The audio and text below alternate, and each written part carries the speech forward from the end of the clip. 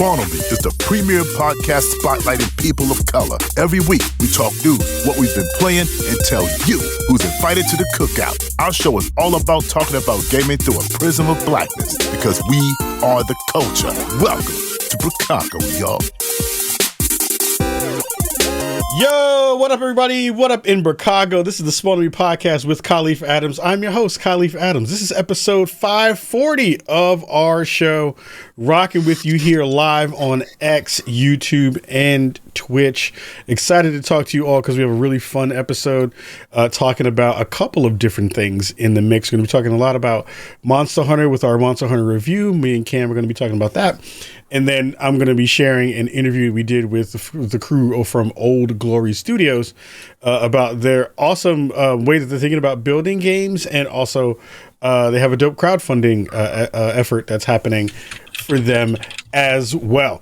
So without further ado, we're going to get into the show. But first, thank you so much for listening this week and every week. Thank you so much for checking out the show on all podcast platforms. Please give us a review when you can. A 5-star review on Apple Podcasts does us a world of good. Checking us out on Spotify. Our video versions are usually there as well. We have had a ton of content go up over the past couple of weeks on our YouTube channel as well. Stuff from Monster Hunter, stuff from Avowed, a whole bunch of dope things in the mix on our channel. So please go check those out and get into all of the content there.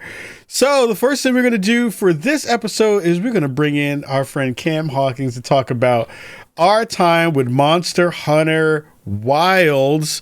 Shout out to the fam. Cam, how are you doing, sir? How are things? I'm hanging in there, still unemployed, still looking for a job, but I'm there's some good stuff out of it. I recently, since the last been on here, launched a JRPG podcast called Party Chat.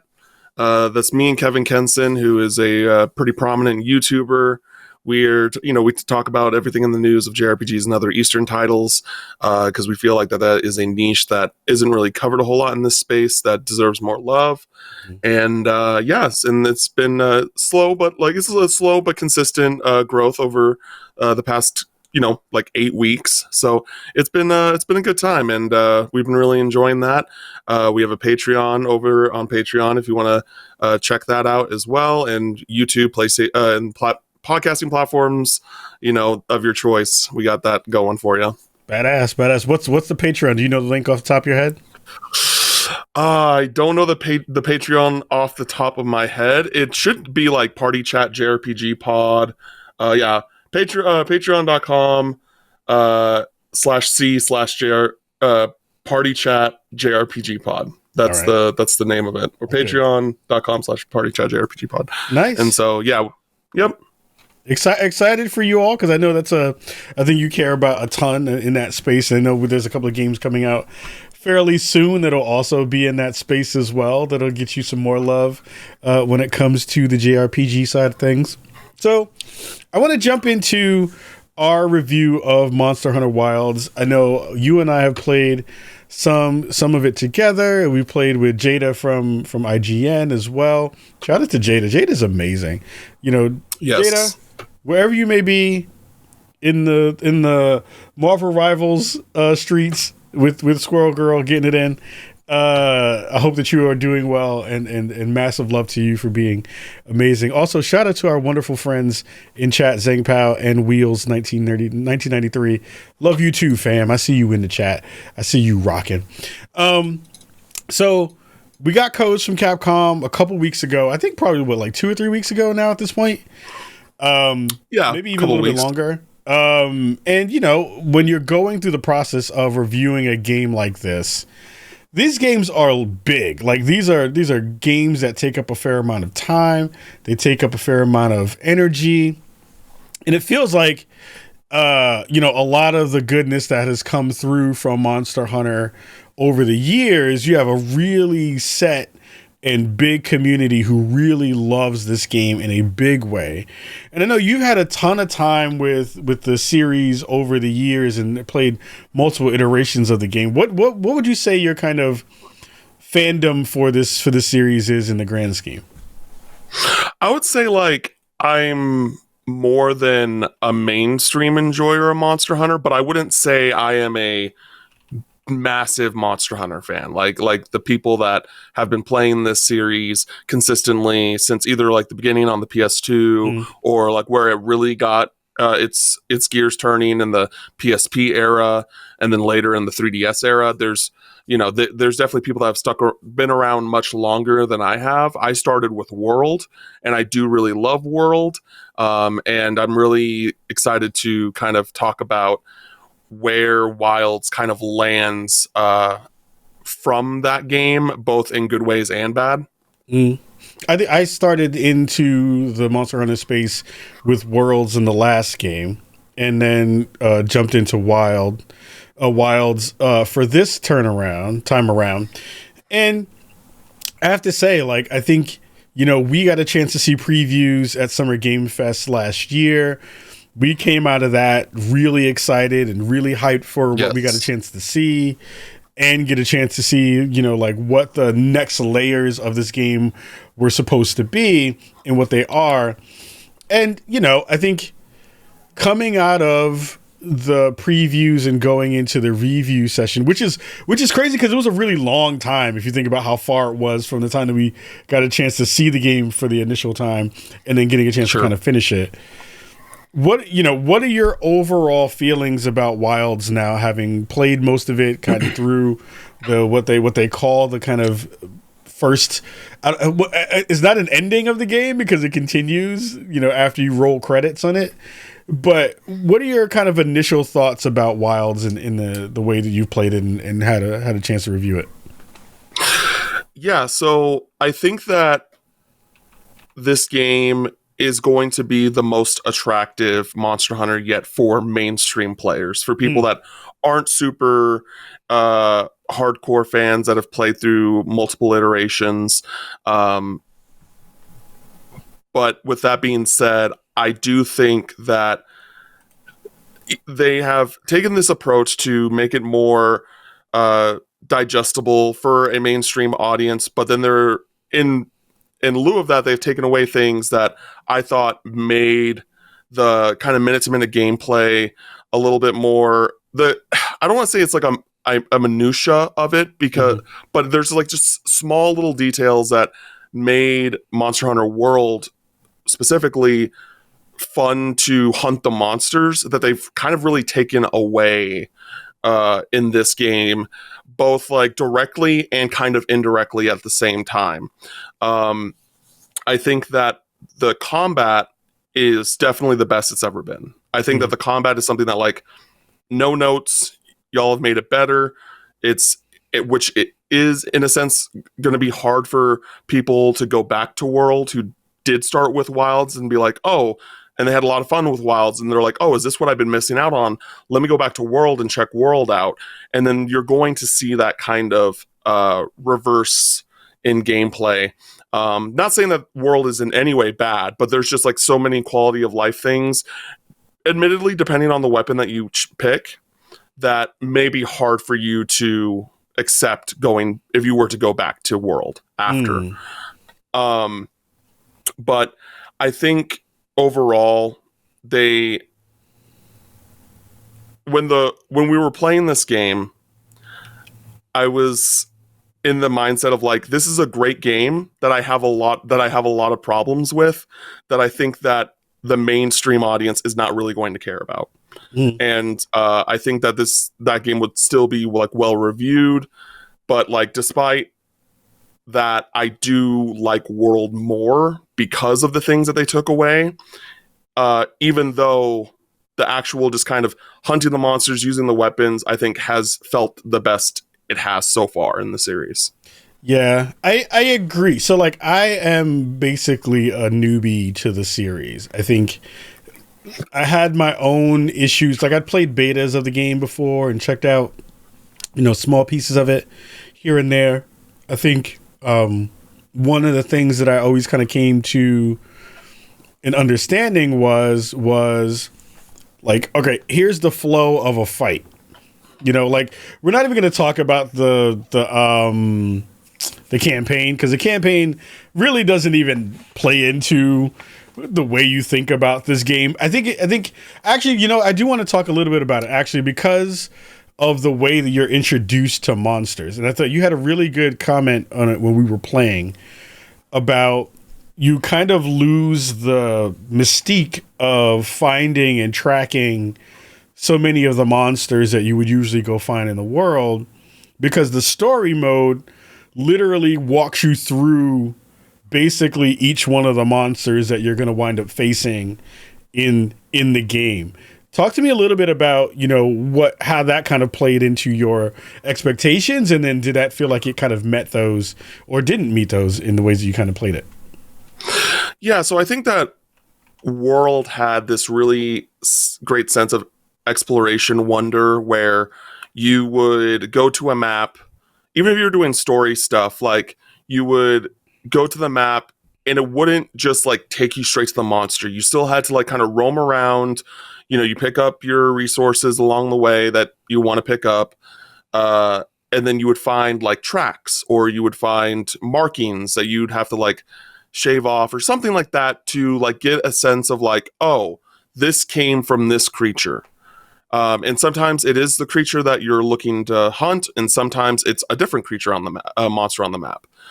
And that was good. That was exciting, and that like made me feel like, hey, I'm a hunter. Like hunters, you have to track, you have to scout for these creatures, and they kind of took that away in Wilds, where you do a quest and like it's just like, hey, we need to do this thing, and then you go on your secret and you just go to and then you're on a path, because you kind of have like a party with you, not like a traditional JRPG party, but you have like characters that you adventure with throughout the story.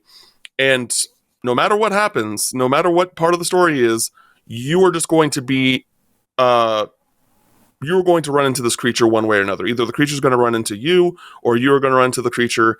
And it's basically the same thing, where you just like tell everyone to get out of here, and then you and your Palico are going to take down this creature, this monster.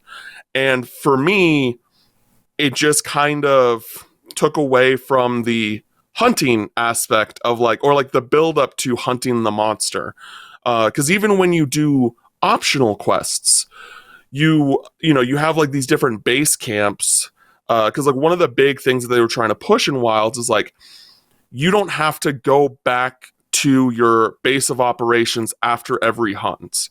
And while that is technically true, I also don't think this game does a good job at encouraging that kind of gameplay, because when you do the main missions, you're going back to a camp, or you're leaving off from where you left off, and you're in some sort of camp, whether it be the big base camp of the region or a smaller one. And they like introduce things where you can like build a camp out in the wilds. It has the potential of being destroyed by monsters, but you can still do it. And so you're not really out there continuously like trying to hunt monsters one at a time without returning to a camp. It just doesn't really flow like that, which is a little bit of a disappointment. I kind of expected a bit more there. But when you do these optional quests, you are at the base camp that you're already at, or you teleport to whatever, you quick travel to one that where the monster is, whatever region they're in.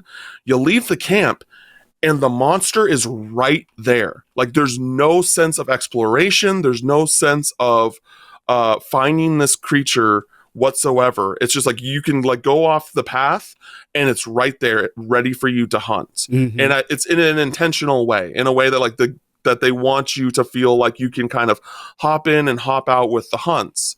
And I can kind of understand the mentality behind that, the logic behind that, but it also just kind of takes away from the experience for me a bit. Because I think that one of the biggest issues, or not issues, but criticisms, because it doesn't apply for everyone, that people had about World is that the hunts took too long. Because you'd have like a time limit of like 50 minutes for most hunts. And, I think that that is a fair criticism. Like, some of the hunts took a little bit too long, especially if you're playing by yourself, you weren't playing with friends. But in this game, I feel like the hunts are too quick because the monster comes up too quickly. And also in general, I think the fights are just like easier than previous games. And so all of these things just kind of lead to the idea of like, oh, they wanted to present a more streamlined,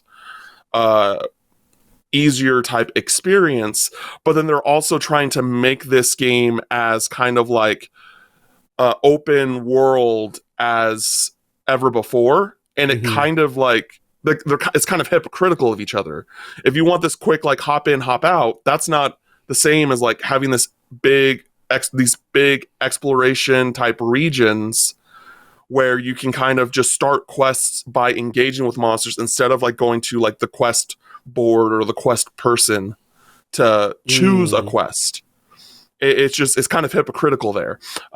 So yeah, it's a lot of like really weird stuff to me as someone who has played World.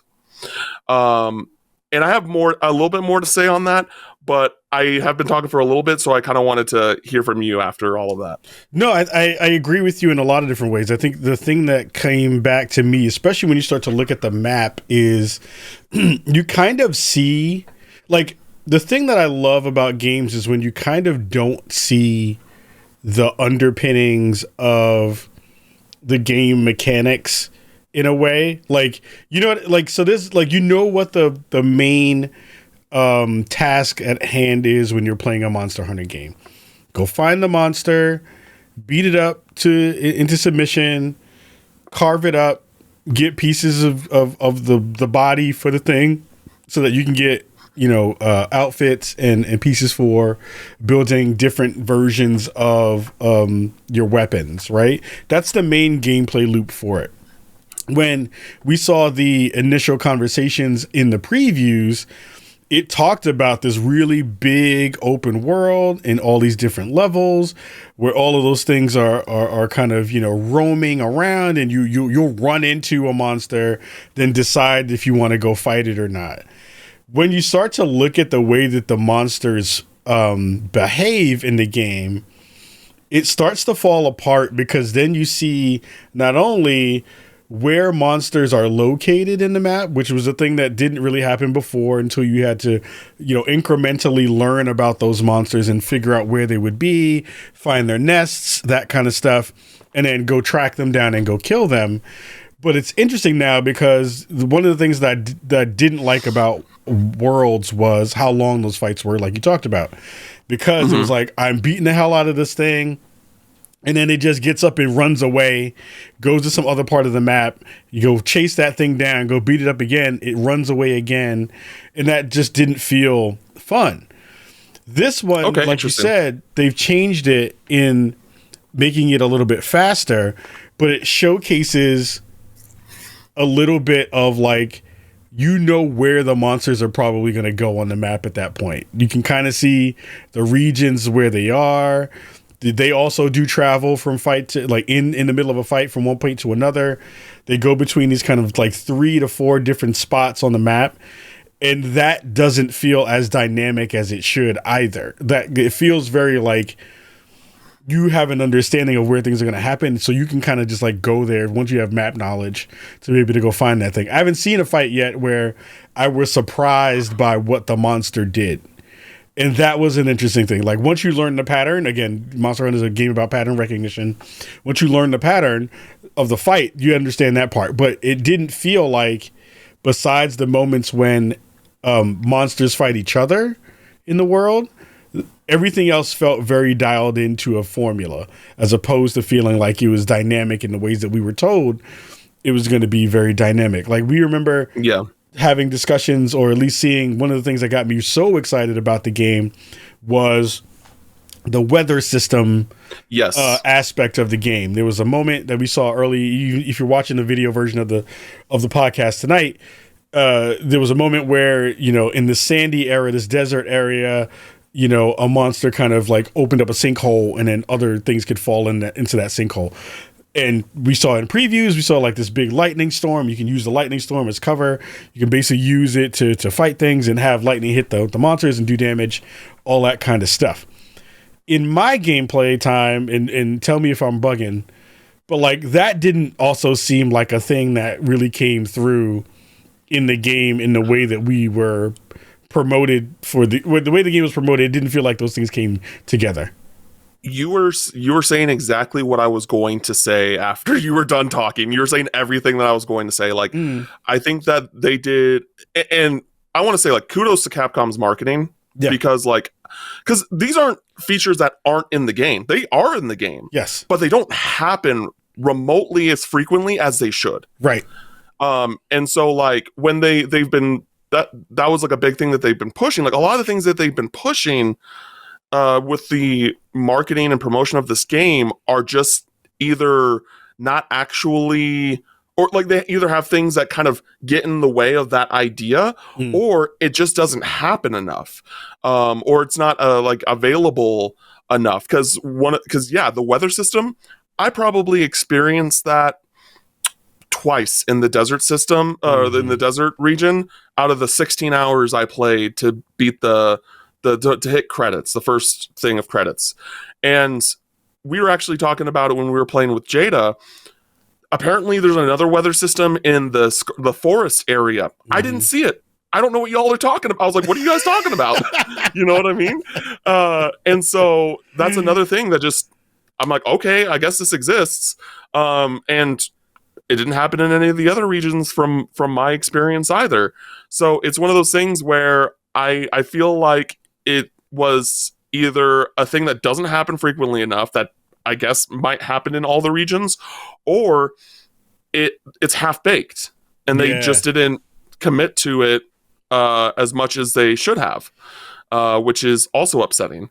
So yeah, that's and then but I also want to say that like one of the things I wish, like, I guess it was frequent enough for me, but I wish there was more variety, and that was kind of the more the environmental trappings that the game had. Yeah, because there were some cool stuff that they had, like they had like, oh, you have a hornet's nest, and it just basically like distracts the monster and just allows you to kind of like do whatever you want while this hornet's nest is doing that. And then there's like, you can have debris, like whether it be like an ice block or a giant rock, like you can, like, if you time it correctly, you can make it land on the monster. Like there are those things, but I just felt, I wish that there were more. And this kind of goes back to the difficulty thing, is that one of the things that they definitely did to make this game a bit easier as well is that there's a lot of like nature made pitfall traps, which, for those that don't know, like to capture a monster, once it's at a certain once it's been hurt enough, there'll be like this floating skulls that'll float around its icon on the map, and that lets you know that it can be captured.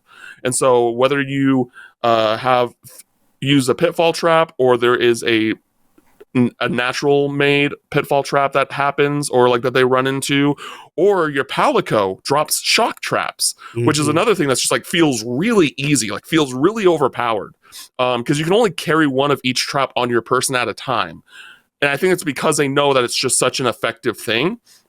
But if they're close to dying and then like one of those things happen, then you don't even have to use your resources, and then you just like use your tranq bombs and then you put them to sleep, and that's how you capture a monster in this game. And it's just like, it's cool that it exists, but it's also like makes the game easier than I would like it to be. Yeah, I think it feels like this game is a lot of like, and mind you, like we're talking about this, and it doesn't feel to me like we're talking about it in any negative tones. Like, we both like this game. We have some critiques. Yeah, it's a great game. Yeah, like I have some like real general critiques of the series in general, and specifically those things in this game. But like, fighting them, like the monsters are designed super well. I think the areas are like, this game is really pretty. Like, they have nailed the environmental stuff in this game and made this game look really gorgeous. I think that's a big part of it too. And I think the monster designs are interesting. I think some of the monster fights are even cooler once you get to like their third or, second or third kind of level of those things. But it felt really easy. Like, this game is extremely easy in terms of its difficulty. And what winds up feeling weird about that is just like, you're looking for a challenge for you know what I mean? Like, for this game, I think most of the people who come to this game, the reason you like a Monster Hunter game is because you are looking for a challenge. You're looking for a struggle to beat these monsters up and to kill them and to then take their stuff. And the pretty parts are, Capcom just does a really fantastic job of that with their engine anyway. But I think for me, as a person who has always had a little bit of issue with this series, because I still feel like monsters don't really react to hits in a way that feels satisfying unless you're now kind of doing this new system that they have in the game, wound system, where you get these wounds, these kind of red marks that wind up showing on an animal wherever you hit them. And then you can do extra damage once you kind of have this one move where you kind of zoom in and you hit that thing. That feels interesting, but like, for the most part, whenever you're playing a Monster Hunter game, I always liken it to, I was like, it feels like you're hitting a bag of sand. Like, it doesn't do what I have an expectation to for a game that is looking for you to be really engaged with. Let me hit these very specific parts of a monster to do damage to it so I can get a potential piece of that monster to fall off. I've always said the game that I think does that the best, even to this day, is the Horizon series. I still think Horizon as a monster hunting game is better than Monster Hunter in the way that it showcases the visual, visceral parts of knocking something off of a monster and being able to collect that thing in some form or fashion. I still feel like Monster Hunter doesn't do that as well as it should, but they've given you some more options to be able to showcase what that stuff looks like when you're doing it, which I think is the reason why I think that part is important for that part of the conversation. It's just an interesting thing to note. I don't think it changes the way that it works, but it's like, it's just a thing that I've noticed that just like, I wish that was better. Yeah, I think in that sense, I just don't think they want the game to be that graphic. Yeah, because you can cut tails off if you have the right weapon that you're using, or if you're using like slashing or slicing ammo, if you're using like a bow gun. Yeah, but and that's just like, oh, tails cut off, you know what I mean? That's not as bad. But if you're like cutting off legs and arms, it's just like, that's when it's just, and then at that point it's just like the monster's can't really fight you in the same way, I guess, if that makes sense. Yeah, because you have like limping around and stuff, and yeah, exactly. People be weird about that. But one of the things that I'm also kind of just like, I'm a little disappointed in, comparatively to like World, is the map design. Like the regions are like much more vast in Wilds, but it's really flat. Like even in that last footage that we saw, like, there was like a bunch of like pillars and like there was like definitely stuff up top, but most of the way that you get up there is just like you go up a ramp of some sort or something that'll like some vertical thing that'll just take you upwards. You have the vines that you can climb and stuff too, like in World, but because it's so flat, it just doesn't feel. It just feels a little boring to me compared to like World, where like you are doing a lot of climbing. There's like a bunch of like waterfalls and another issue that like, I guess like another thing that I take issue with more so is that like, because when you fight the monsters and they flee, which I understand them fleeing and like, that's fine with me. I don't take issue with that.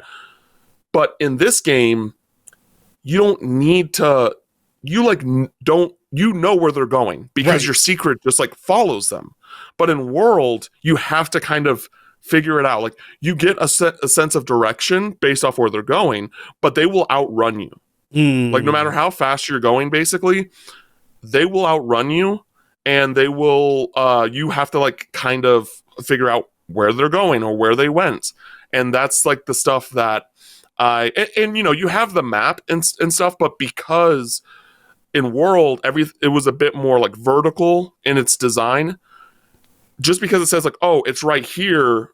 Okay, where does right here mean? Because it could be, like, on a different floor. It could be, like, in a different, you know, the verticality of the world, like, the map design just, like, made World just more exciting to explore and, like, fight the monsters that Wilds just doesn't really have for me.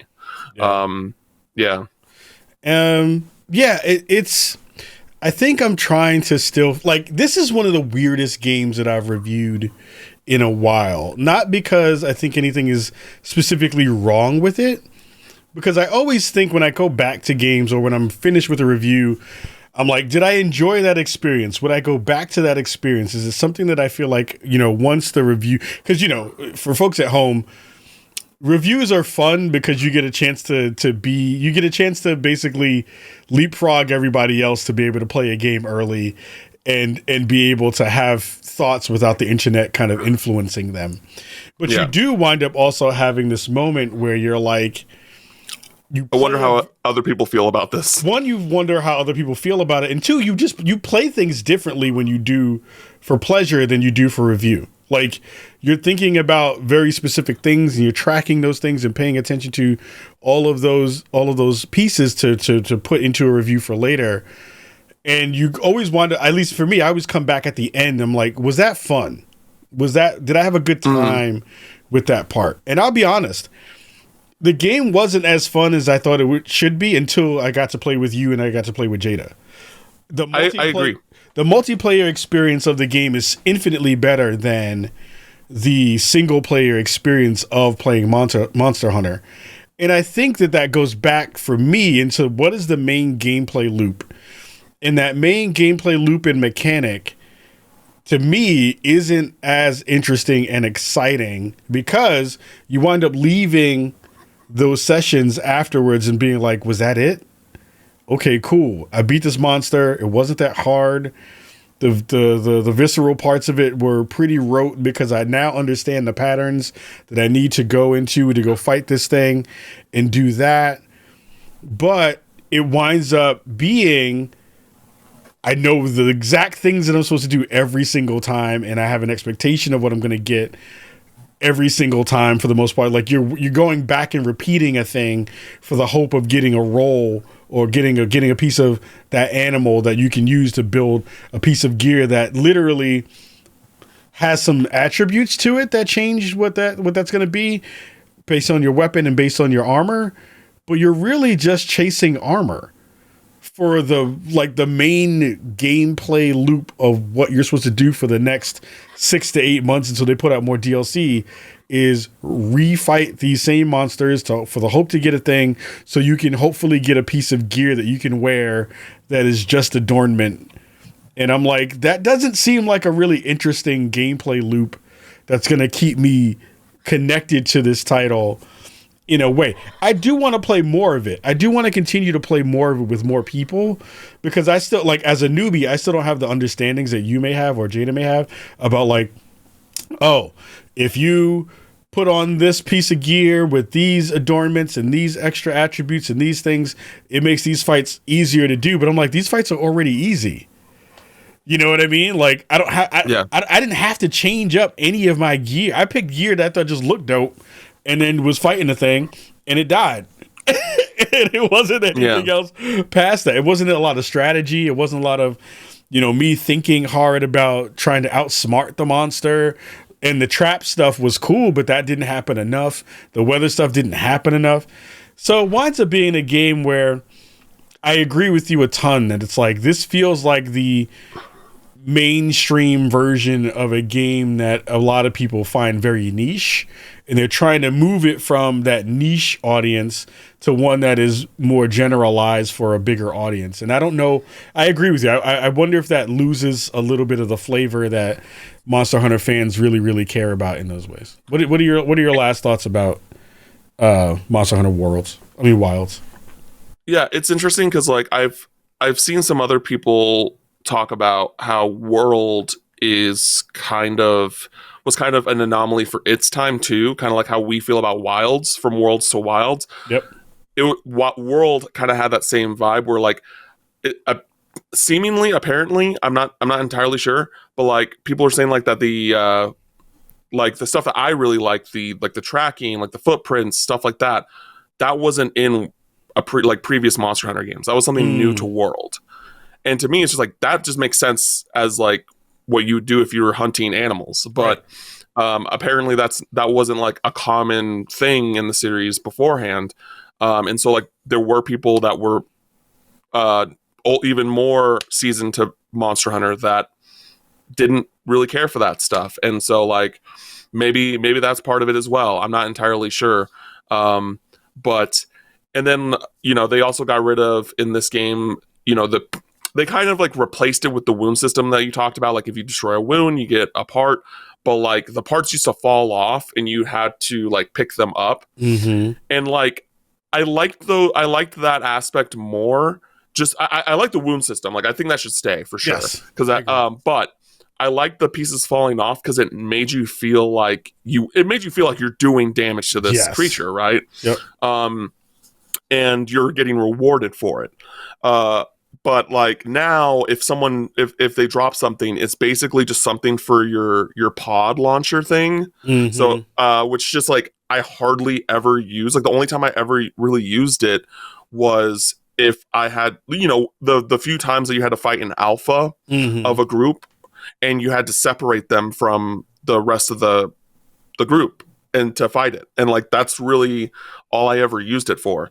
And so it's just like they took away a lot of stuff to just make it more streamlined, that I just don't like, especially because they made it such a big they wanted it to make it feel like a more vast open world. Like people were, you know, when people first saw that reveal trailer, they were like, oh, they're Breath of the Wilding Monster Hunter, which I don't think, you know, I don't think that they succeeded in that, even if whether or not that was what they were actually going for. Right. And overall, yeah, I think this game is similar to how like I felt about Final Fantasy VII Rebirth last year. Like that was my second favorite game of last year. I love that game. But when people want to talk to me about that game, I am talking to you about all the things that I disliked about that game, because the things I dislike about that game are the things that stick out for me more so than the good stuff. That's interesting.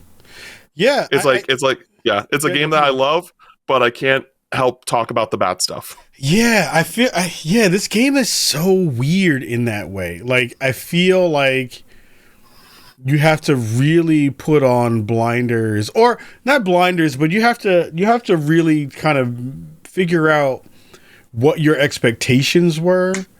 And I think for people who go into this who are just looking for a new Monster Hunter game with some new mechanics, some new interesting monsters, you know, I think the online system of getting people in parties is still a little bit obtuse. I still think they don't do a good job of telling you how some of the systems work together. They do. It's a very Japanese game in that way. I think there are a lot of different ways that this game presents itself, but it doesn't actually deliver on some of the things that were the most exciting additions to what the game was supposed to be. I think that they could potentially patch some of that stuff in and make, you know, fights a little bit harder. Or, I mean, and there are fights with monsters that come after the credits that are harder.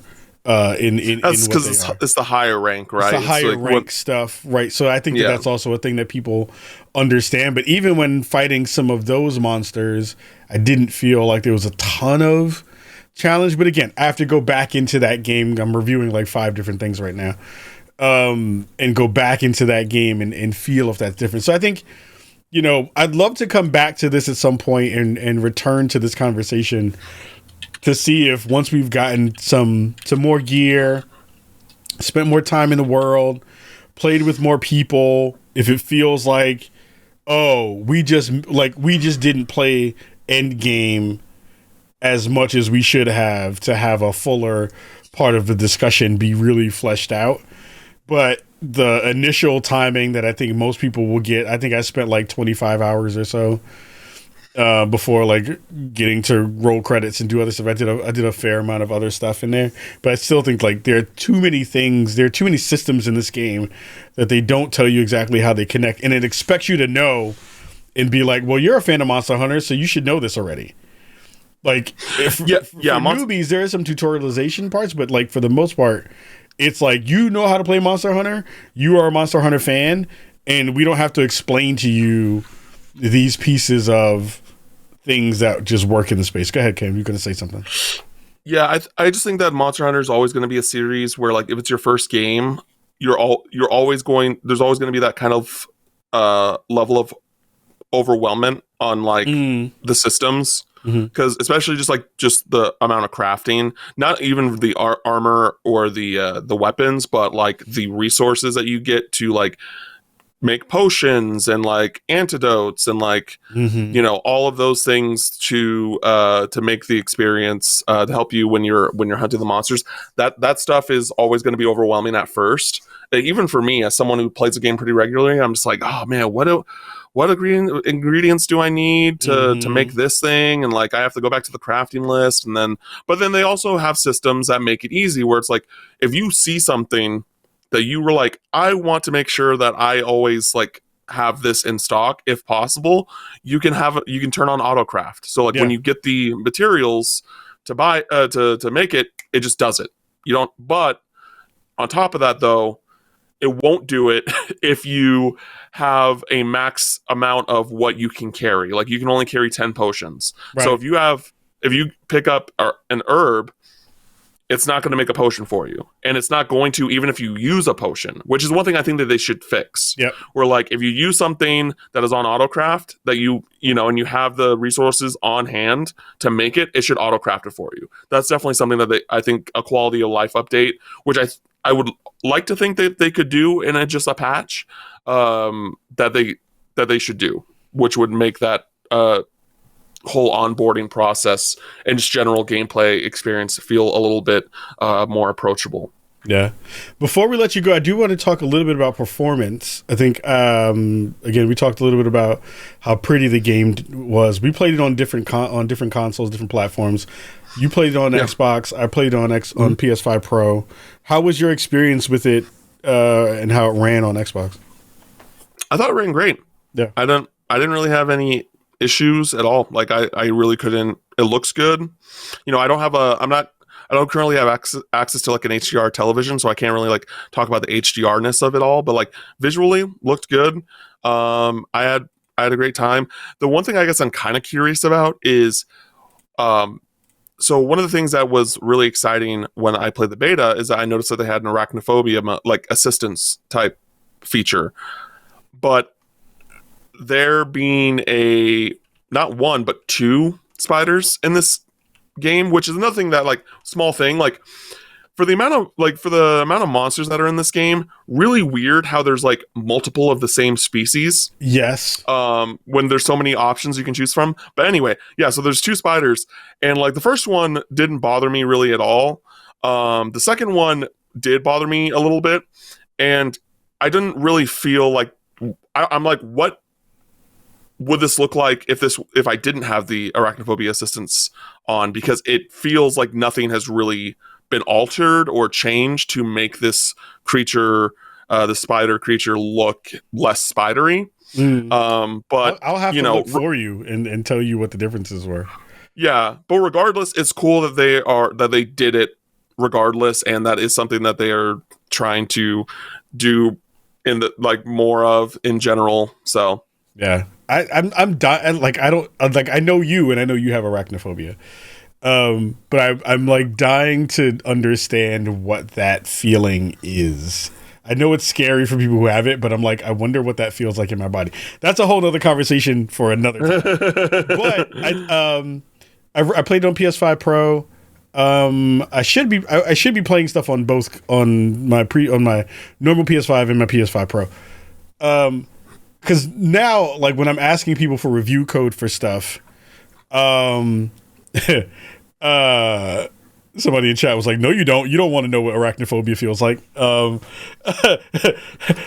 I've been asking people on when we get review code for games, are there any enhancements for PS5 Pro?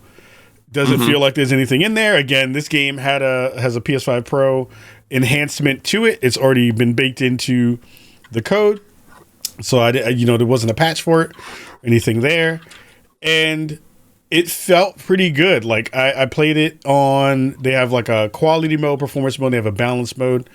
Balance mode gets you like 40 frames per second as opposed to 30 on quality, with ray tracing and stuff on it.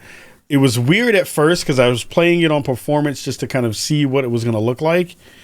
And on performance mode, it was muddy. It was like gross looking. Like when I say it was gross looking, I mean your armor has adornment in it. It has textures to it. It has stuff like imperfections and things that you can see that makes that feel a little bit different. It looked like one big brown mass of a piece of armor. Like you couldn't see any of the things that were the details in those pieces of armor. I put it back. I put it on quality mode. All that stuff, all the pop in went away. The details came back. All that stuff, but it ran slow, right? Slower than I expected. So I would say if you're thinking about buying this and playing it on the PS5 Pro, go into the settings, go into the uncapped frame rate mode, put it on 40 frames per second, put it on the balanced mode.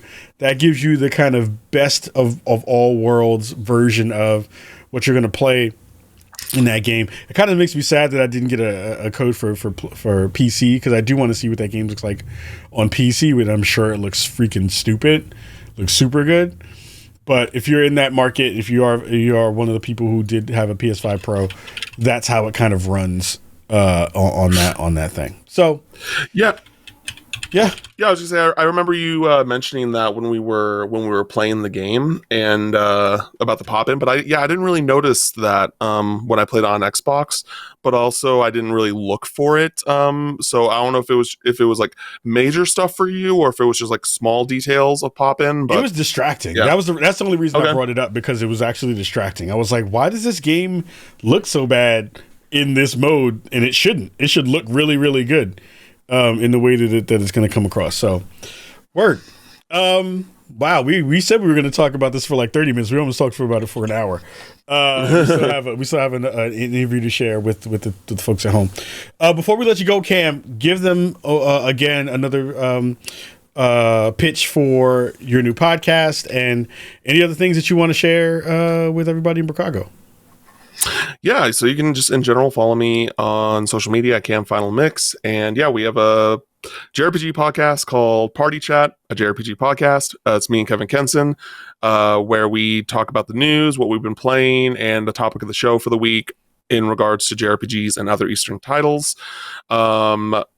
We are actually about to post a 1 year later spoiler cast for Final Fantasy VII Rebirth. It's technically the 29th of February, but that doesn't exist for the next 3 years. So we're dropping it tomorrow. We got a new episode up today.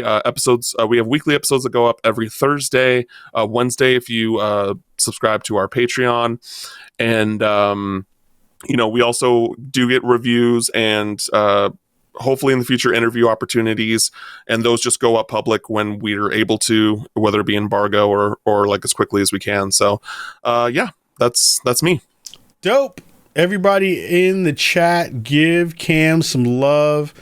Give him a whole bunch of your time and effort. Go check out the new podcast and make sure you're rocking with all of that goodness there. We're going to jump directly into interview that we did with the folks from Old Glory Studios. They're talking about their new game, their new studio, and also some of the work that they do in terms of the veteran space. These are the folks who behind this game and behind the studio are two veterans who are making games with more of a realistic spin on the combat space, and we wanted to talk to them because it sounded really cool about how they're thinking about the world and all the things that they're building for them. So we're going to say bye to Cam, because bye, Cam. And then we're going to go and hang out and go watch our interview with our folks from Old Glory Studios right about now. What's good, everybody in Chicago? We are here with our friends from Old Glory Studios. I'm very excited to talk to them for multiple reasons, but I'm really excited to talk to them about the game that they are putting out into the world and the work that they're doing, having all of this history as being veterans in the space, not only in the military, but now in the video game space. So I'm excited to have Lewis and Matt here from Old Glory Studios. Lewis and Matt, how are you both doing today?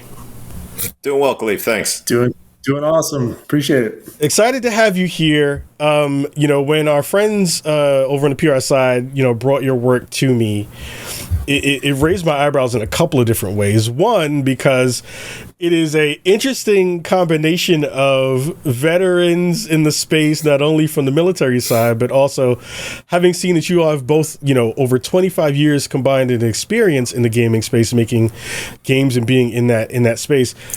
Lewis, I'm going to get to you in a second, Matt, but Lewis, talk to me about your experience of becoming a part of the game dev space. Sure. So it's a very roundabout way. It wasn't anything that I actually had on my radar, nothing I was really aiming for. But I worked in film and in film production and also as a writer. I joined the military after September 11th. I was actually living in Jersey City at the time, so I was right across the Hudson River. So I saw the Twin Towers fall from my apartment window, but then sorry, something on my computer.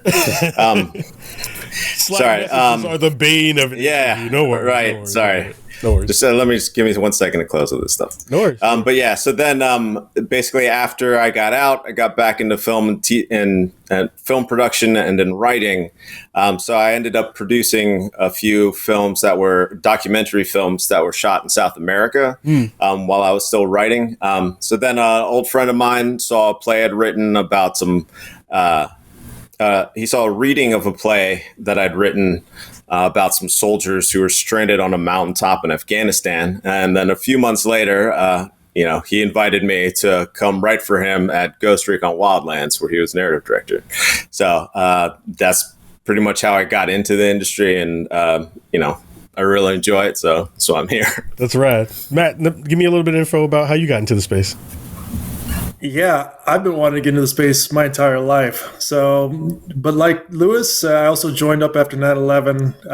I was going to school before I joined for multimedia. It was just the most vague degree you could ever think of. I had no idea what it was going to amount to or what I was going to become. I just knew graphics or movies or games, something within this area I knew I wanted to do. I just didn't know exactly what. 9/11 happened. I kind of just dropped out of school. I didn't really go. Ended up joining the military a few months later. And that kind of really gave me that 4-year period in my career to kind of just really think about what I wanted to do with the rest of my life. And I knew games is my thing. People in the barracks were always playing. We're always, LAN partying it up. Always, doing a couple of esports competitions and stuff. We're kind of really grinding it and stuff. And so that kind of all right, this is dope. I'm going to take a chance. So went to school for game design, found out that level design's my jam. I could do it better than anybody in my class. And it's okay, this is what I want to focus on. Made a crazy portfolio in the CryEngine, and I landed my first job ever at Crytek and moved to Europe. Never even in my wildest dreams did I think I would live in Europe. And I ended up living there for almost 13 years. So it was quite the experience. So that's amazing. I mean, one of the conversations I have with a ton of the folks that I know in the veteran space, I have a couple of buddies who did a couple of tours across a couple of different operations over the years. And they've been gamers for most of their lives. They've been playing games forever. Yep. We jump on stuff from various kinds of games. We definitely kind of sit in that kind of first person shooter space a lot when we play. Were you both gamers before this? Were you both playing stuff and digging into the game space before this? No, I mean 100%. Like Matt's saying, like in the barracks, of course, you're always playing. And in Afghanistan, we're getting lots of Halo time in. But even before that, like I don't know. I'm aging myself here, but there used to be this store. There was this store called Babbage's that would give you like one disc, which would have like the first demo free. So yeah, that's how I got introduced to Doom. Like on PC, and then I was playing like. Was it Larry Bird and Dr. J, like 1-on-1, like that old one? Yeah, that's a good one. That's a good one. I like that one. Yeah. Oh my God! So, what about you, Matt? Were you getting those before? Come on, man! Those 4-player split screens of GoldenEye all nighters. You kidding me? Like, yeah, seriously. Like we'd have a snow day. I remember the best day was in high school, like a snow day, and me and my buddies, all of us were snowed into our house. They stayed for like the night. And, whew, that was 48 hours of 4-player split screen gold. I mean, that's the thing, right? Is like when you get a chance to kind of see, a thing that you really have an affinity for, and then when you start to move into a space where you're not only thinking about it in terms of the entertainment factor, but you're also thinking about like, oh wow, this might be a thing I might actually like to do as a career factor. Yes, yes. I'm sure that conversation in both of your minds was like, is this a thing? Is this a thing that happens? Is this a thing that you see folks who are doing this kind of work transition into that? Here's a good question. So did you have folks who were also vets who you might have reached out to in that transition, right? I think a lot of folks, when they think about kind of moving into civilian life, they have some folks who they talk to about, how do you ground yourself again? How do you kind of move into a space where you're, kind of taking yourself out of that readiness that you wind up having in those kind of combat situations in those spaces.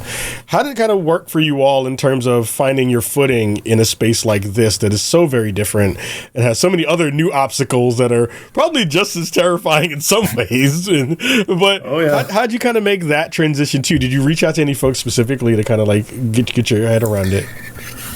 Well, if I can, when I got out, any of the veterans that I spoke to, it was in 2004 when I got out of the military, and at that time, there was still a lot of the build up for this like war on terror thing. Yeah. So a lot of people were trying to recruit me into whatever agency they were working for, you know what I mean? So it was a very different kind of thing. And I was like, well, I kind of want to have like a family and stuff where I get to see them sometimes. So, but like those offers were all appreciated, but like people trying to get me to join ICE, people trying to get me to join like air marshals. So, but like, again, like there are a lot of people were still like very, like I was still in touch with all my New York friends, you know what I mean? Like when September 11th happened, like almost everyone I knew was on Manhattan, So it was like a lot of people really still stood by me after I got out. So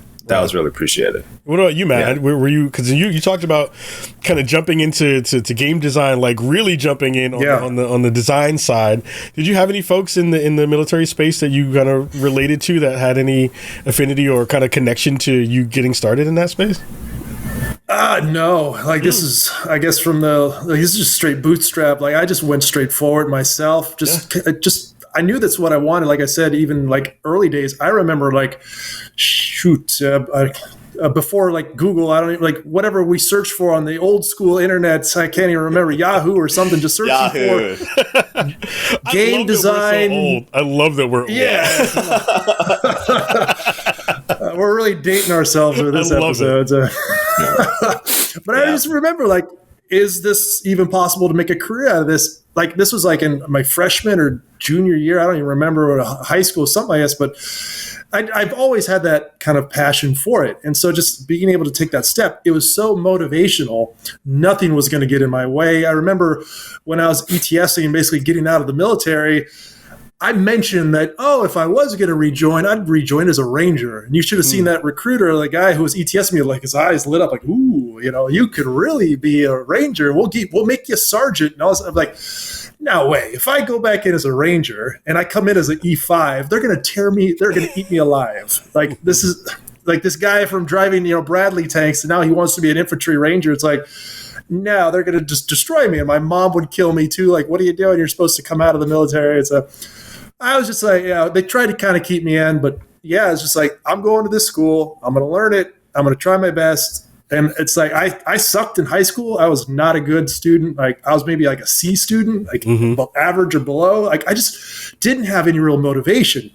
But when I went to school for game design and I knew that's what I wanted to do, my GPA was 3.8. You know, I loved every minute of the classes. Like, I really struggled in the programming class, but everything else, man, I really put my mind to it and hammered it. So I can't front. I mean, now that I've kind of I balance a line of being in the game dev space and also doing this as my main hobby.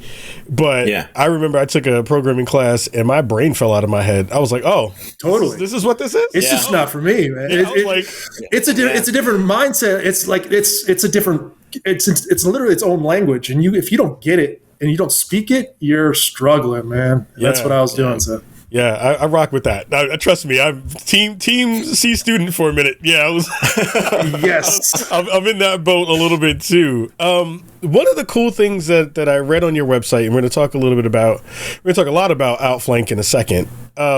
Sure. But one of the things I really appreciated was this, again, using the information and the experience that you had in the military to make realistic and really kind of profound experiences in the game space. I think me as a person who, some of my favorite games are first person shooters. I'm a huge Battlefield fan. It's the reason our name of our show is called Spawn on Me, is because I'm a Battlefield fan.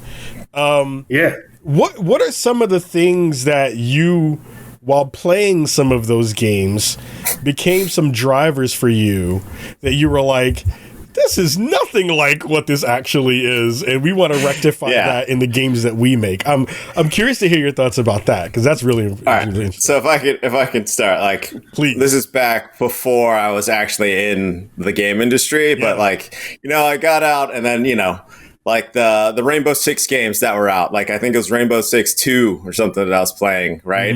And like, what was great about that is that you have this fire team of AI guys that could come with you, right? But like, whenever we went through a door, like I would always get pissed off because they'd always go the wrong place, So like, they're not supposed to go there because like in the military, they literally make things, they dumb it down so much so that literally anybody can do it. Like, like on the Claymore mines, that they have a sign that say face towards enemy, right? And it's because you're going to have some Joe who's dumb as rocks who needs that, right?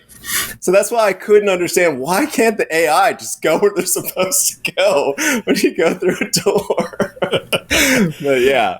Oh, Matt, any thoughts on that? Because I think that's really interesting. Of like, how's that work? Oh yeah, this is the idea, I guess, of just what it's like being shot at. In my opinion, is just not really portrayed well in the games when I grew up. Like, we'll take Battlefield. We'll take Battlefield 3, I think, or 2. It might have even been just going into that sniper scope and just aiming down the scope right at a machine gunner as bullets are just zinging past your crosshair and just pop one bullet, they're gone.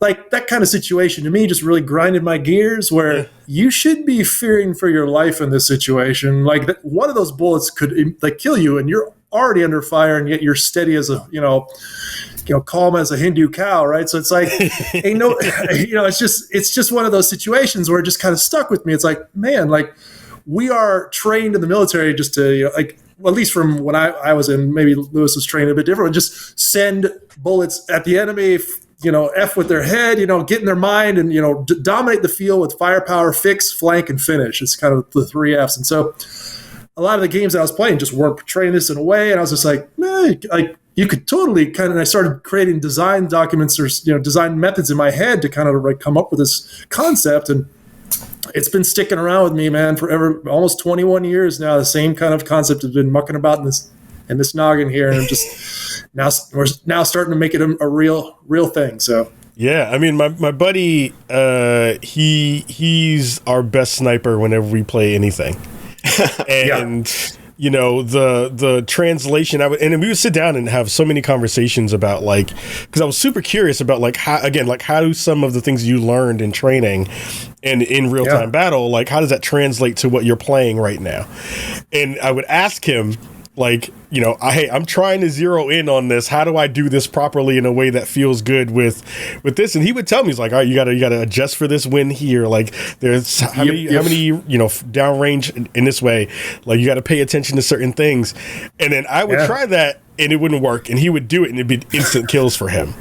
And I thought that was fascinating because, it's a thing that you don't necessarily think of, as having those very specific skills bringing into a space like gaming. So it makes me think a lot about what you're all doing with Outflank and how you're bringing in some of that knowledge into the game. So I want to give you both a chance to talk about what the game is and how you're thinking about game design in that specific way, for players that might be coming in and checking on it.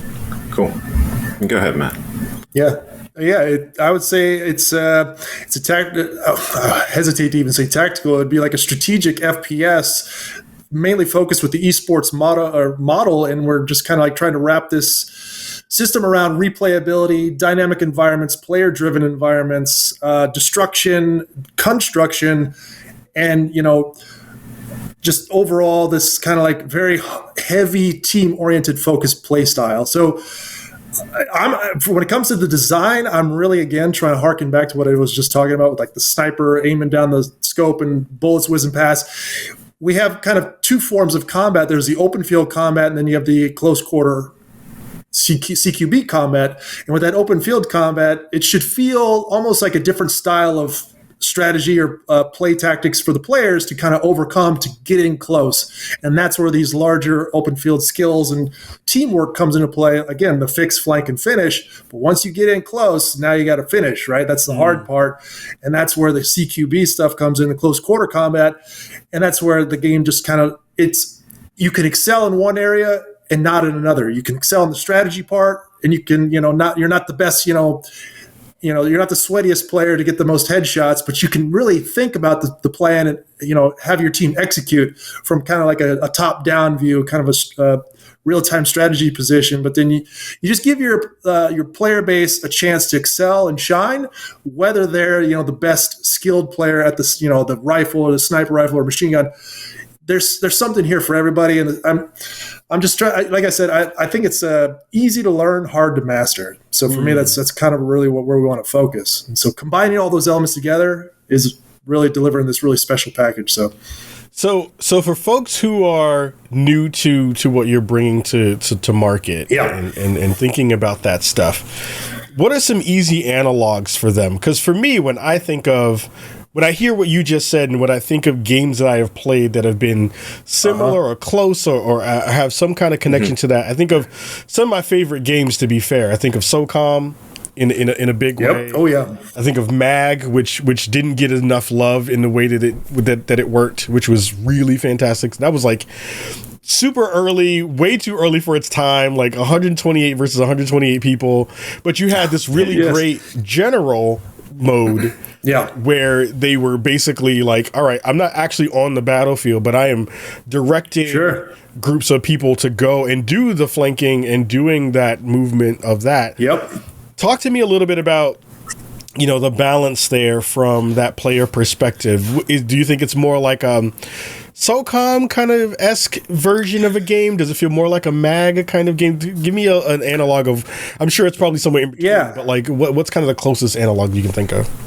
Yeah, I would say think of like Rainbow Six Siege from like the strategy and like staging mode, and then you mix this element in with like a Counter-Strike or like any kind of, I don't know, there's not too many open field kind of like long distance, like I guess like an Arma or Squad, like you could parcel that in there.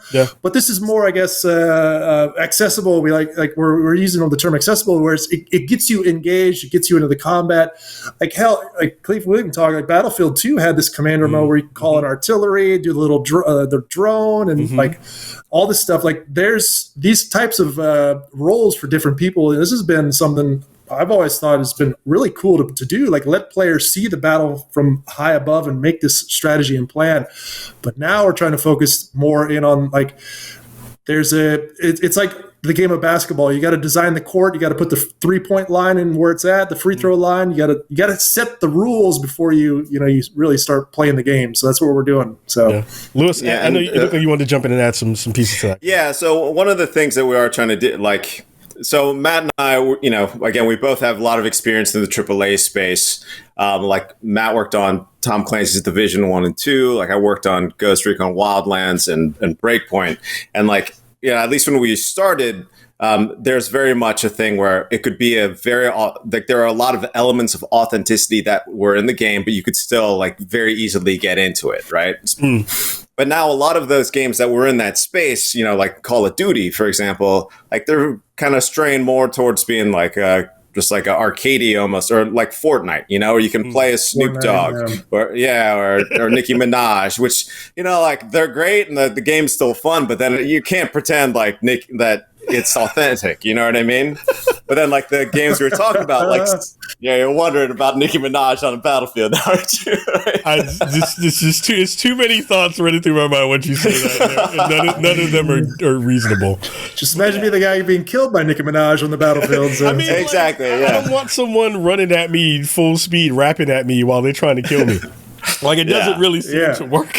Exactly. But then on the other side of the spectrum, though, then you have games like Squad and like Arma, and those are pretty like hardcore. You know what I mean? Like some of the, depending on who you're playing with, like they might, make you call them by their rank or something. You know what I mean? Yeah. So, but there's like this. So, when Matt came to me with his idea, like it was very clear that there's a big gap in the market now. Like these games that are accessible but still felt authentic were kind of going away. So we're like, well, this is what we like to play. So we're going to try and put something that's in here.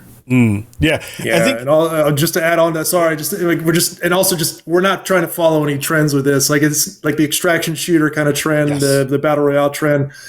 That's a dime a dozen, man. But these are all great games, but we're not trying to like reinvent the wheel and we could do it better. No, it's like this is our version, this is our game. So I mean, that was the thing that when again doing some research before we had you on, that really was refreshing. Like I love the fact that you were thinking about this in a more tactical way, in a way that is, because again, like the bane of my existence in terms of playing games like this is trying to get people to PTFO. Like for the love of God, can we move in a direction towards victory in some form or fashion before I collect a social security check? And it's like it's hard to do because like people wrangling is the hardest thing to do when it comes to games like this. So it sounds like.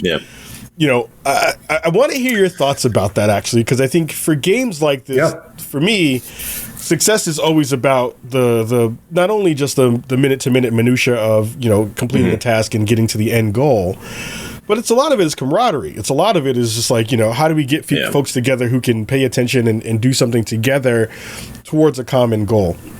What's your philosophy around getting people to play the fucking objective and figure those things out? How do you all think about that from a kind of game design perspective?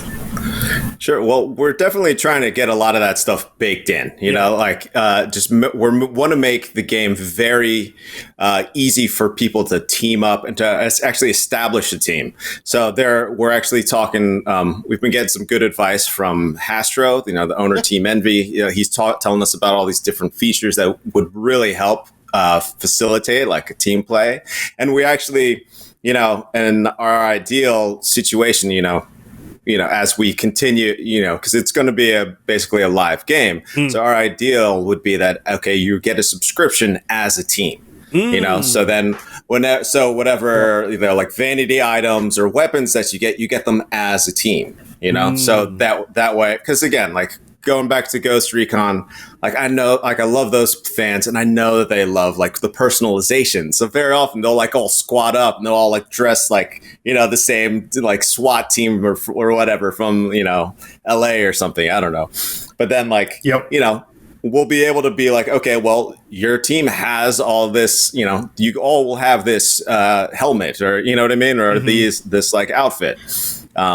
And then, and then we also want to personalize it even more, in terms of, like if, going back to Team Envy, if Team Envy plays, they'll be able to have their emblem in the game, or, if the like the West Point like esports team is playing in the game, they'll have that flag flying over their headquarters. You know, I heard you talk a little bit about this in multiple spaces and other interviews and on your website. But there is a focus here on esports in a way that is kind of, you know, baked into what you're trying to get into for Outflank and some of the other titles that you're thinking about later down the line. Talk to me a little bit about where you kind of see this fitting in that larger ecosystem, right? I feel like, you know, people when they think of esports still think of Counter-Strike, they think of League of Legends and all those things. But like tactical shooters besides Rainbow Six, there really aren't a lot at all. Bingo. So I'd love to hear your thoughts about where this kind of fits in that larger tent. No, you're absolutely right. Like again, like exactly what Lewis was saying. There's a huge gap in this market with the casual and like the authentic. It's like this is I believe it's a market ripe to be cornered. And I'm literally looking at this from the outside in. Like there is, like you got, like you said, the squads, the Armas that do it really well. These are games are great for reenactment for hardcore players, but it's very intimidating to find the right server, to find the community, to find like you're in to actually play this in a more hardcore, I guess, competitive mode. You got to know a guy who knows a guy, and then he's got to show you the website. But what we're trying to do is centralize this community. I use the example, like we want to be the NFL we want to be like, set this up where, you know, the teams are like, you know, the Cowboys, the 49ers, but they're all wrapped in this, you know, umbrella. And we would have personally, I want like 1 to 2 clicks maximum from you being able to join the best team in our entire league within our tool set. Like, to me, that shows that anybody can join, load in the game, and like has a chance to play for the best. And it shouldn't take you multiple attempts or multiple avenues or links to follow to find that in. And so once you have that and you wrap that around and set up where these teams can actually manage themselves, and like if you're going to be playing for the Cowboys, you get Cowboys apparel. The Cowboys have this many helmets and this many jerseys to choose from. Well, then if you're it's like Michael Jordan playing for the Bulls, and then he goes to the Washington Wizards. It's just gonna feel weird. You're just not playing for the same team. It's a different style. It's a different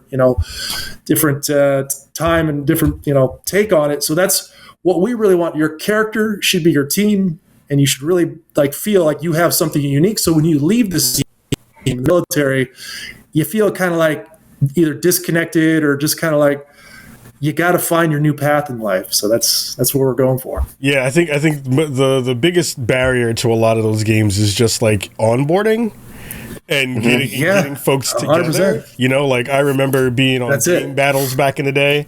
That's also dating me. Yes. In terms of how long I've been playing stuff competitively. But like, it's so hard to find squads and to find people who tell me about are like mega competitive in a way that you're like, look, I have 2 hours to play before somebody in the house gets mad at me or I got to go do something. Can we do this in a way that actually matters and tries to play? That's the beauty of it. Yeah. So one of the things too that we've found, just like, is, basically like lurking in different Reddit threads, is that a lot of the people in the milsim space would like to see like a milsim that's an esport.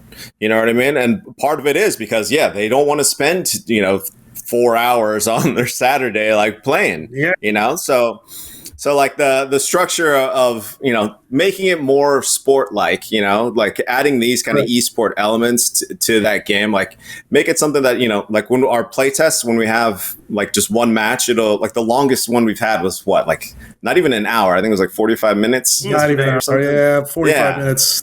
Yeah. Yeah. Right. So, I mean, no, I was going to say, I love that. I mean, again, games that don't, I hate the term waste your time, because I feel like you're doing stuff enough that you know what you're getting when you buy in. But respecting your time, I think, is really, really important. Like being able to get in, understand, once I'm doing this, that I am doing this in an actual way, feels really good. I also loved the conversation that I saw you have about, again, the ethos of Old Glory Studios being a part of this idea that like we see what AAA is doing, where we have AAA understandings of what the space is trying to do, but also we want to build kind of smaller, more robust experiences for players in the channel that you're trying to look for. And the thing that really got me excited was, one, seeing a conversation you had with some investors, and there was a gentleman who worked with the team who used to work on Life is Strange, and how Christian. and how thinking about storytelling but through multiple genres of games that you're building. Talk to me about that, because that is super exciting to hear how you're thinking about that.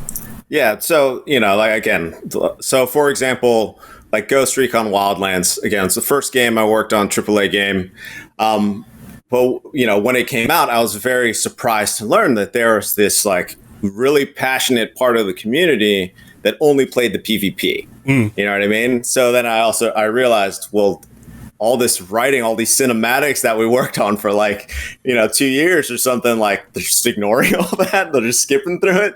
Yeah. So for me, it doesn't make sense, as a consumer, even if all I want to play is the PvP, why am I paying for all this other stuff? I make the comparison to cable TV, right? Like I only want to watch Clint Eastwood movies on TNT, but I don't want to watch CNN. I don't want to watch Fox News. But why am I still paying for those? You know what I mean? So for us, the idea being, so we're taking this larger storyline we're calling Victory's Grave, which is like an alternative 80s war in the warfare, kind of post-apocalyptic in Eastern Europe, and we're breaking that up into smaller games. So the first one coming out, which is Victory's Grave Outflank, that's the PvP, and then later on in this year, we're hoping to start pre-production on the more narrative-focused game, which would, right now Christian Devine, the writer from Life is Strange, is attached as a creative director for that.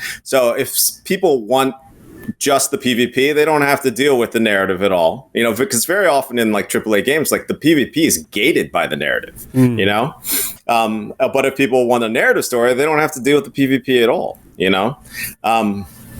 but then if people want both, they can buy both, and then the narrative experience of their experience of living in that world will be much broader, they'll have a deeper experience with it. Yeah. So that's really the idea. It feels like also a really fantastic space to do environmental storytelling in so many different ways, right? Like, 100%. 100%. Because when you have those, you have your maps and you have the spaces that are there, and the confines of that, and kind of seeing the world that you're in, while you're also kind of engaging in firefights and things like that. It's an interesting kind of example or a way to kind of do that work. That sounds really, really, really, really cool to be able to kind of think about it in that way. That's rad. So actually that actually comes back to how Matt and I met each other. Yeah. So we were working together at Shark Mob, which has that game Exoborn, which they announced. Well, they announced it, but now they haven't actually announced the release date, I think, right? No, not yet.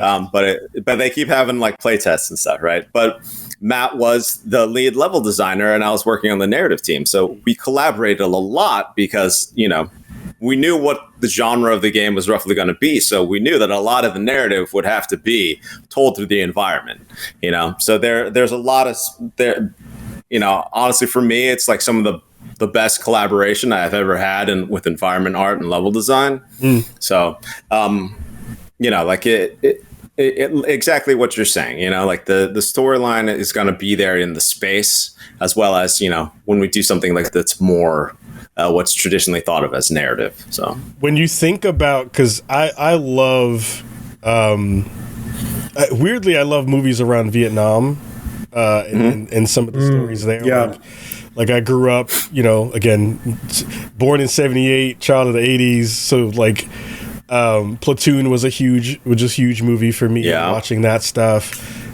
Deep Cut, Hamburger Hill is still a fantastic. Oh yeah. Oh my God. Yeah. Beautiful. Yeah. That movie was just beautiful. There's some cheese ball in that though. There's just a little cheese ball. This 101st guy. Right? So. As a civvy, I don't know. I'm expecting this to be exactly kind of how things were. And then when I talk to friends who actually serve, they're like, "Fam, that's not." That's not it. Yeah. But I bring that up to talk to both of you around the kind of narrative space. what are some of the things that, besides your own personal experiences, some of the media that you consume that influence, pieces and tidbits of, the way you want the kind of Victory's Grave stories to kind of revolve around? Yeah, well, again, for us, a lot of it of our experience in the video game space is, for me, it's like, especially as narrative, it's been kind of a struggle to actually portray military life or just like soldier, military service members the way that I understand them to be, So I don't know if you've played the Ghost Recon games, but Ghost Recon Wildlands, like, people love or hate like the writing in that, but basically like they kind of left us alone to write what we wanted. So that, if you talk to service members, they will say, yeah, that's how we talk shit to each other. You know what I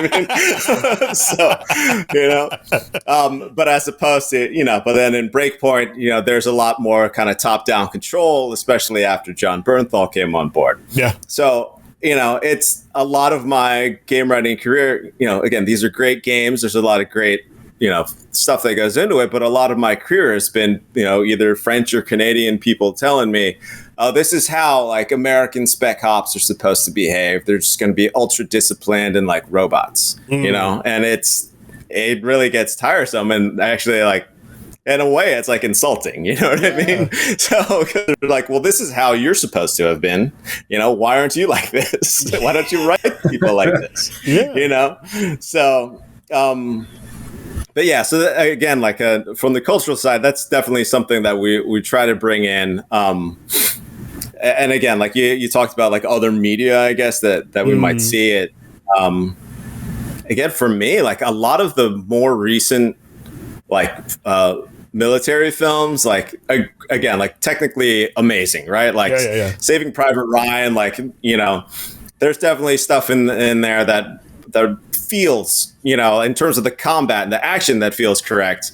But then at the same time, like it's still very much, for me anyway, it doesn't feel as realistic as it for me. So again, like I studied film. For me, it's very much a movie about war movies as opposed to a movie that portrays it, Yeah. So, because very often, like when you watch it, you'll be like, oh yeah, that scene was in Big Red 1 that came out in like the 80s, with, I don't know, Mark Hamill in it, Yeah, I mean, as a big Full Metal Jacket fan, it's like seeing all the pieces there, and again talking to folks who have served, and then being like our Discord chat for the homies who served, and we play a lot of first person shooters. So much of that I can't put out in public spaces because this is all shit talk and cussing and inappropriate words. But it's such a. I'm happy to hear you talk about the kind of disrespect that goes along with the portrayal of military life and how those things are kind of given to an audience without really any explanation. And to be fair, without the audience really thinking twice about the humans behind those moments and the humans behind those experiences. So I love the fact you talked about that and how you're thinking about that for the narrative layers of the game as well. We're almost out of time, and time has flown. Time is like flown. Yeah. But I do want to give you both the stage to talk about the crowdfunding efforts that you're having currently right now, because I think games cost a ton of money to make, and you have big plans and big ideas and big dreams for this. Give the folks at home a little bit of information about the crowdfunding work that you're doing and where they might be able to find some more information. Yeah, sure. So the type of crowdfunding that we're doing, technically it's called a Reg CF. It's basically an equity crowdfund where people can basically invest in our company. It's exactly what you would see on WeFunder or Start Engine, but we're going through this platform called Fola Capital that's more focused on veteran-owned businesses. But basically, it's really easy to do. Just you'll find links to this website and how to support us on our website, oldglorystudios.us. A lot of times when you say investment, people kind of like freeze up and they're like, well, I don't have thousands of dollars to invest. But for us, it's, the minimum the investments start at $500 You can use your credit card even to do it. And then, you still will get the game and, additional rewards, obviously, for investing.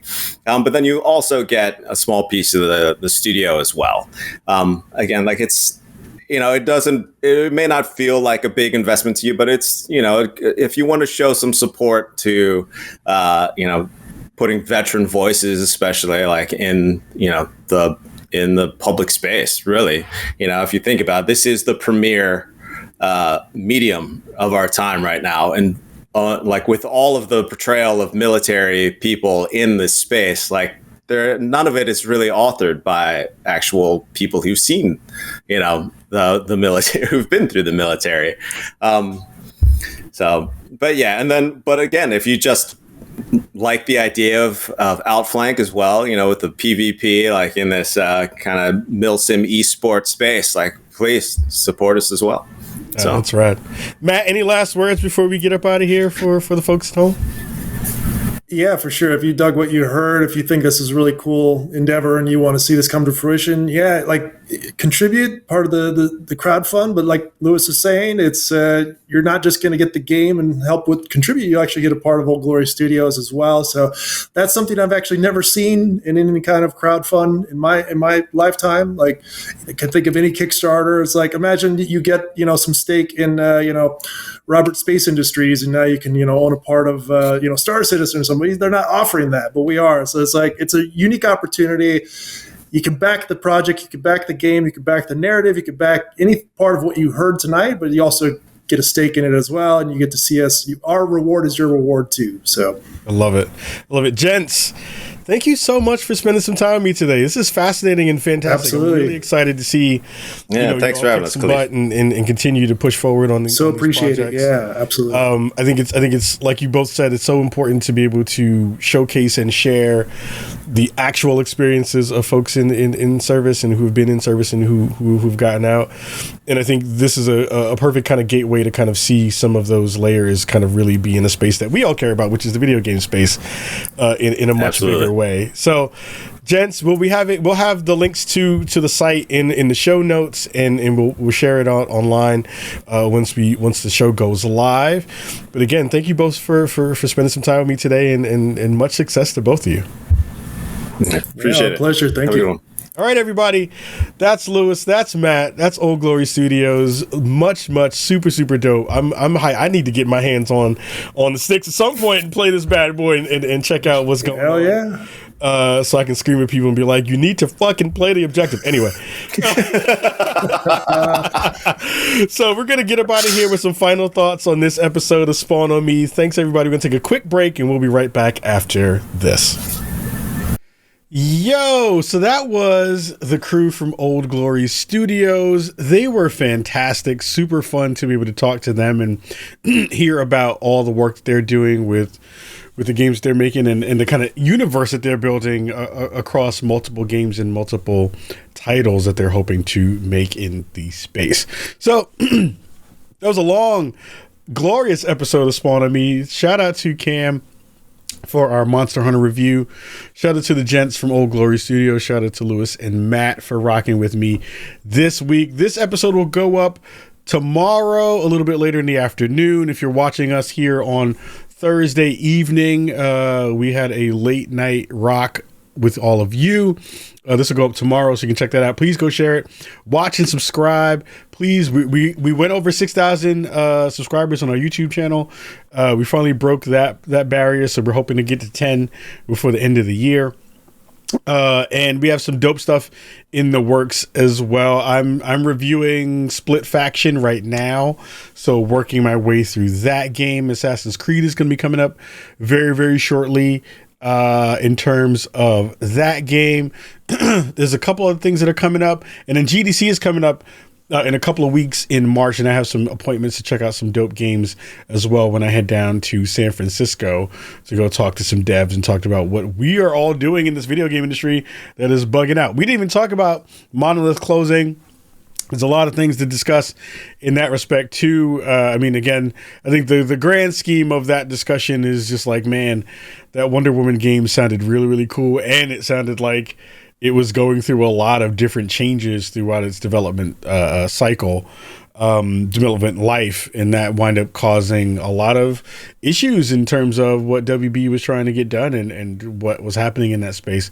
You know, former Small to Me host Tanya DePass was working there, and she's no longer working there now because Monolith is closed, and so many other folks that we know who are working on that game and working on that and working on a bunch of other stuff in that space are now looking for work in the industry that is, you know, having a really rough couple of years. So we want to give them massive love and massive props to them for all those folks. And yeah, the Split Fiction, we're going to be talking about that very, very soon. And a couple of other games as well. I'm still working through Yakuza, the Pirate Yakuza. I don't know if I'm going to finish that game. That game is not really doing it for me, but I'm having some fun with it, but it's not really hitting the spots that I want. So we'll be talking about that a little bit later as well. Anywho, if you're hanging out here on Twitch, stick around for 5 minutes after the show. We're talking a little bit about something that someone asked about in the background of our shot. And everybody else who's rocking here on Spotify, YouTube, and everywhere else where you're catching the VOD of the show. Thank you again for listening to the show. Thank you again for watching the show. And we hope that you have a wonderful week and a safe week. Please go out there and be safe. Get vaccinated if you still haven't. Don't catch the bird flu, and hope that a plane doesn't fall on your head. Massive love to you all. We'll see you all soon, and peace.